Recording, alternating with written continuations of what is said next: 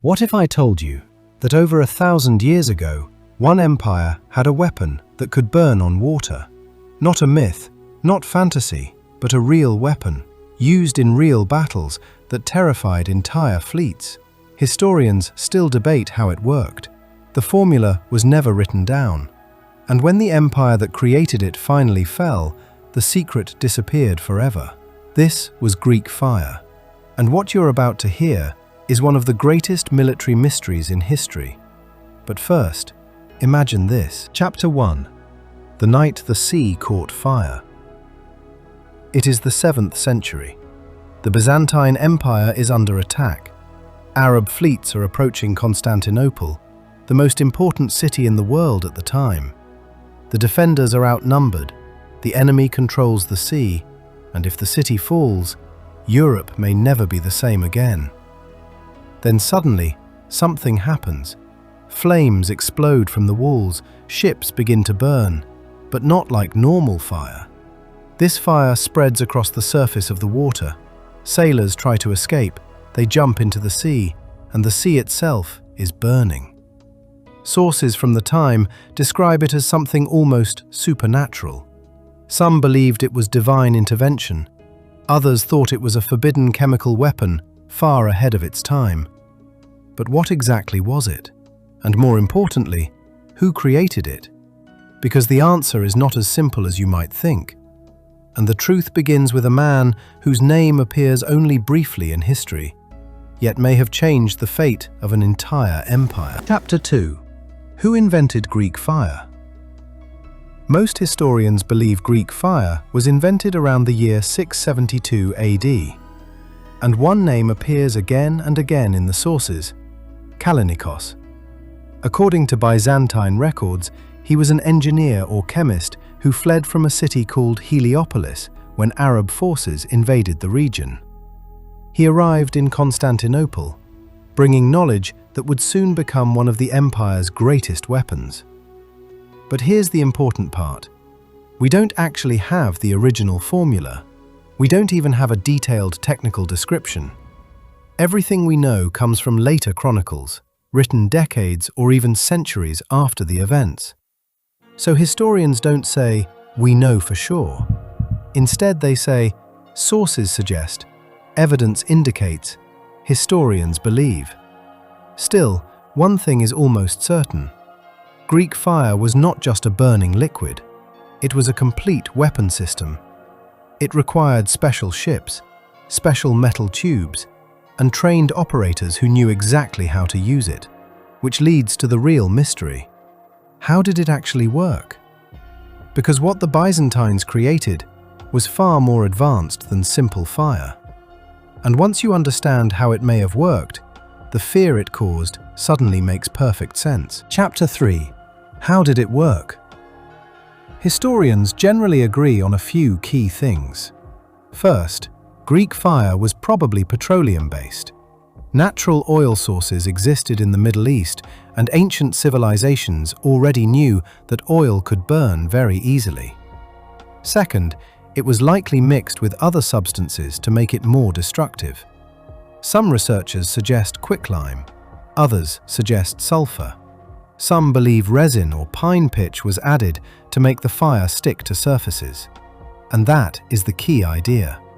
Greek fire didn't just burn, it stuck.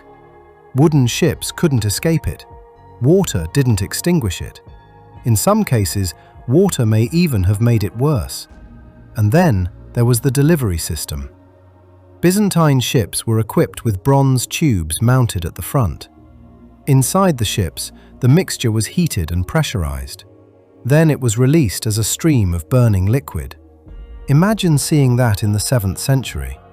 No flamethrowers, no modern chemistry, just a wall of fire moving across the sea. Some accounts describe the sound as a roaring dragon. Others say it looked like liquid lightning. But here's something even more interesting. Greek fire was incredibly powerful, yet it also had serious limitations. And those limitations explain why it didn't completely change warfare forever.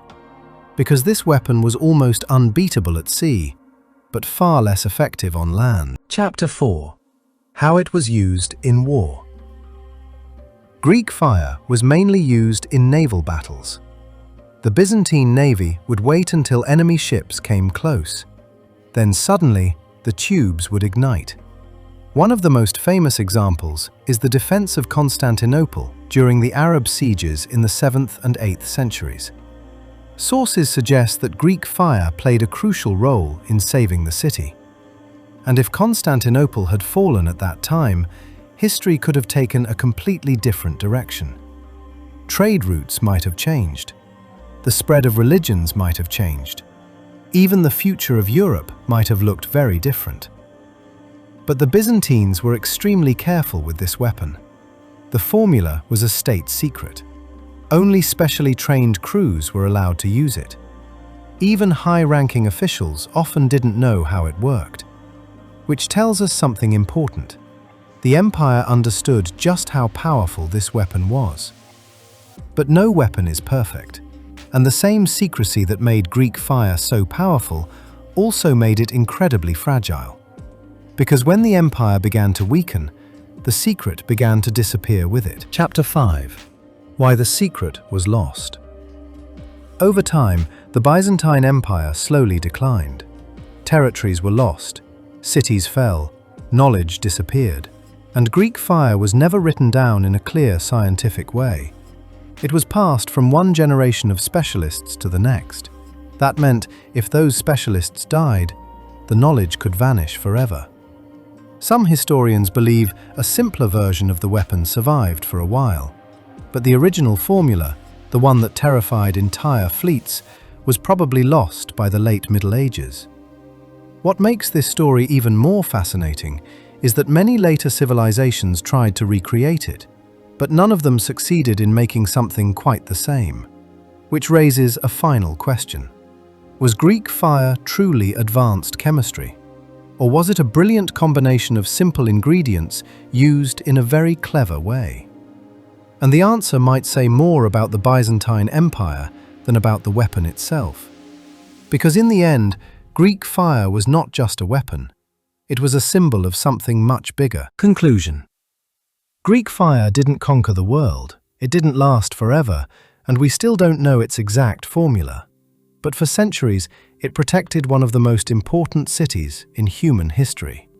It gave a smaller empire the power to resist larger enemies. It changed the outcome of wars, and it proved something that is still true today. Technology doesn't need to be perfect, it just needs to appear unstoppable at the right moment in history. And maybe that's why the story of Greek fire still fascinates historians today. Because it reminds us that some of the most powerful weapons ever created are also the easiest to lose. The fire disappeared, the formula vanished, but the mystery never died. Subscribe. More interesting stories on the channel.